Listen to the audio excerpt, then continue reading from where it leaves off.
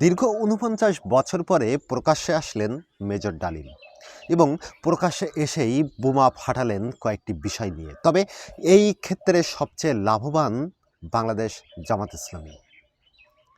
আসসালামু আলাইকুম রহমতুল্লাহ। সুধী দর্শক মণ্ডলী, কেমন আছেন সবাই? আমি নাজমুজ্জামান শান্ত আছি আপনাদের সাথে এবং আপনারা দেখছেন এভরি বার্তা। দীর্ঘ ৪৯ বছর পরে সাংবাদিক ইলিয়াস হোসেনের লাইভে আসলেন প্রকাশ্যে মেজর ডালিম। অনেকে হয়তো মনে করেছিল যে তিনি মারা গিয়েছেন। তো লাইভে এসে বেশ কিছু কথা বলেছেন এই মেজর ডালিম। সেই কথার ভিতরে কিছু কথা আছে যেগুলো আওয়ামী লীগের বিরুদ্ধে, আবার কিছু কথা আছে যেগুলো বিএনপির বিরুদ্ধে চলে যায়। তবে ১৯৭১ সালের ভূমিকা, জামাত ইসলামের কি ভূমিকা ছিল সেটা নিয়ে খুব বেশি কথা তিনি বলেননি। এই ক্ষেত্রে মেজর ডালিমের এই কথার উপর ভিত্তি করে আসলে লাভ কাদের হয়েছে, বিএনপি, আওয়ামী লীগ নাকি জামাত? তো সেটা জানতে পারবেন এই ভিডিওটি সম্পূর্ণ দেখলে। চলুন দেখে আসি একটি ভিডিও। আসসালামু আলাইকুম। গতকালকে থেকে সোশ্যাল মিডিয়া প্ল্যাটফর্মে বিশেষ করে সাংবাদিক ইলিয়াস হোসেন বঙ্গবন্ধুর খুনি মেজর ডালিম, যিনি প্রায় ৫০ বছর পর, কেউ কেউ বলছেন বাট ১৯৭৫ টু আমরা ২৪ ধরলে বা ৫০ বছরের কাছাকাছি সময় পড়ে তিনি যে লাইভে এসেছেন, প্রায় ৮ লক্ষ মানুষ তার লাইভ দেখেছে সরাসরি। ইউটিউব সম্ভবত এটা নতুন কি বলা হয় যে মাইল ফলকেও যুক্ত করেছে। তো যাই হোক, গতকালকে প্রায় ২ ঘন্টার উপরে তিনি আলোচনা করেছেন। মেজর ডালিম এখানে যে বিষয়গুলো আলোচনা করেছেন, সামগ্রিক আলোচনাকে আপনি যদি একটা প্ল্যাটফর্মে আনেন, এটা আমার ব্যক্তিগত বিশ্লেষণ বা মতামত, এখানে আওয়ামী লীগ, বিএনপি, জামায়াত ইসলাম ৩টা দলের মধ্যে এই ইন্টারভিউতে আসলে উপকৃত হয়েছে কারা? জামাত ইসলাম। অনেকে বললেন যে ভাই কিভাবে জামাত ইসলাম, তিনি তো জামাত নিয়ে কোনো কথা বলেন নাই। জি, এটাই হচ্ছে বড় কথা। ১৯৭১ জামাতের ভূমিকা নিয়ে তিনি তেমন কোনো কথা বলেননি। আর তার টোটাল আলোচনার মধ্যে বিএনপি সম্পর্কে এতদিন যেই জিনিসগুলা মানুষ জানতো না, তিনি কিন্তু সেইগুলা এখানে প্রকাশ করলেন। যেমন প্রথমত যে বঙ্গবন্ধু শেখ মুজিবুর রহমানের নির্দেশে শহীদ প্রেসিডেন্ট জিয়াউর রহমান স্বাধীনতার ঘোষণা করেছেন। এটা একটা ইস্যু সামনে আসলো, ক্লিয়ার করে দিয়ে গেলেন। নাম্বার 2 হচ্ছে আওয়ামী লীগ সম্পর্কে তো তার অনেক নেগেটিভ বক্তব্য আছে, যার কারণে বঙ্গবন্ধুকে হত্যা সহ বিভিন্ন, বা তিনি বলছেন যে একটা অভ্যুত্থান ছিল, সেই অভ্যুত্থানে শেখ মুজিবুর রহমান তিনি নিহত হয়েছেন, সেটা আলাদা পার্ট।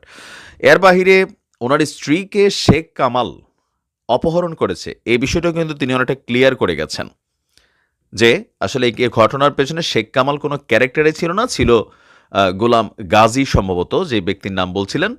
আর এখানে আরেকটা বিষয় তিনি যেটা ক্লিয়ার করেছেন যে বঙ্গবন্ধুর পরিবারের সাথে তার একটা ভালো সম্পর্ক ছিল, এটা হচ্ছে আরেকটা বিষয়। এবং কি ২৫ বছরের তাদের যে প্ল্যান ছিল, সেই প্ল্যানে আপনার শহীদ প্রেসিডেন্ট জিয়াউর রহমান তিনিও একজন প্ল্যানের পার্টনার ছিলেন। এগুলো তার মুখের কথা। আরেকটা কথা তিনি বললেন কি, যে জিয়াউর রহমান তিনি বাংলা লিখতে জানতেন না। এটাও কিন্তু আমার মনে হয় যে জাতি হিসাবে আমরা প্রথম জানলাম, তাই না, যে তিনি বাংলা লিখতে জানতেন না। আরেকটা বিষয় হচ্ছে শহীদ প্রেসিডেন্ট জিয়াউর রহমানের যে কয়েকটা ছবি খুবই ভাইরাল।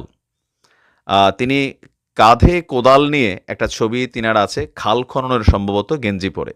তো এই ছবিটাকে নিয়েও তিনি এক ধরনের কথা বলেছেন যে বাহিরে আপনারা যা দেখছেন এগুলো ছিল আউটলুকিং, বাট ভেতরে নিজের ক্ষমতাকে কুক্ষিগত করার জন্য শহীদ প্রেসিডেন্ট জিয়াউর রহমান তিনি অনেক সেনা অফিসারদের জীবনও নিয়েছেন। সংখ্যাটা কয়েক হাজার সম্ভবত বলছিলেন। তারপর যখন চায়নাতে গিয়া ওনাকে বলছিলেন যে আবার চলে আসার জন্য, তো তিনি তখন বলছিলেন যে আমার সাথীদের রক্তের উপর দিয়ে মারিয়ে আমি আপনার এই ডাইনাস্টির পার্টনার হইতে চাই না, বা আমি গুলির মুখে পড়তে চাই না। পাশাপাশি বেগম খালেদা জিয়াকে নিয়েও তিনি একটু আক্ষেপের কথা বলেছেন। আপনারা যদি খেয়াল করে থাকেন, একদম শেষ দিকে তার যে প্রিয়তম স্ত্রী ছিল নিম্মি, হ্যাঁ, তো তিনি যখন ক্যান্সারে আক্রান্ত স্টেজ 2 or 3-তে, সর্বশেষ ২০০৫-এর দিকের মনে ঘটনা, বিএনপি ক্ষমতায় ছিলেন, তো তিনি বলছিলেন যে ওনার পাসপোর্টটা দেওয়া হয়নি। বলা হয়েছিল ম্যাডামের সামনে যাইতে, বাট নিম্মি যিনি ছিলেন, ওনার যে চরিত্র গতকালকে আমরা শুনলাম, বোঝাই যাচ্ছিল যে বিপ্লবী ক্যারেক্টার ছিলেন, যে বঙ্গবন্ধুর সামনেও তিনি যেই ভাষায় কথা বলতেন, বিপ্লবী ক্যারেক্টার ছাড়া সম্ভব না। তো সেই জায়গা থেকে তিনি ঝুঁকেন নাই পাসপোর্টের জন্য তৎকালীন প্রধানমন্ত্রী বেগম খালেদা জিয়ার কাছে। তো এই না ঝুঁকার কারণে তার পাসপোর্টটা পাইতে দেরি হয়, আর যখন তিনি পাইছেন তখন তার ক্যান্সার স্টেজ 4। এই টোটাল আলোচনা, আরও অনেক কিছু এখানে মেটিকুলাস প্ল্যান আমরা যতটুকু বুঝলাম, ইতিহাসের নতুন অনেক কিছু আমরা এখানে দেখলাম। সত্য মিথ্যা তিনি জানেন, আল্লাহ জানেন। বাট তার এই টোটাল আলোচনার মধ্যে বিএনপির অনেকটা ক্ষতি তো হয়েছেই 100%। আওয়ামী লীগের তার ক্ষতি হবে কি? তাহলে বাকি আছে কি? জামাত ইসলাম। এই ইন্টারভিউতে জামাত ইসলামের জন্য একটা পজিটিভিটি তৈরি হয়েছে, এটা আমার কাছে মনে হয়। কারণ জামাতকে নিয়ে কোনো আলোচনাও ছিল না, সমালোচনাও ছিল না, বিএনপি আওয়ামী লীগ ছিল।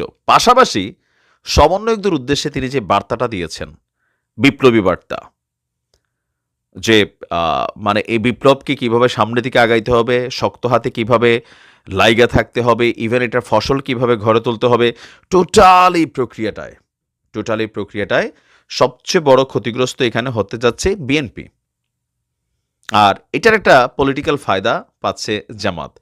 মেজর ডালিম সম্পর্কে এতদিন যাবৎ আওয়ামী লীগেরই শুধুমাত্র একটা ক্ষোভ ছিল, যেহেতু সপরিবারে 1975 সালে তিনি এবং তার সাথীরা যে কোনোভাবে তারা এটা ব্যাখ্যা করুক, বাট একটা নৃশংস হত্যাকাণ্ড তো চালিয়েছে, এটা অস্বীকার করার সুযোগ নেই।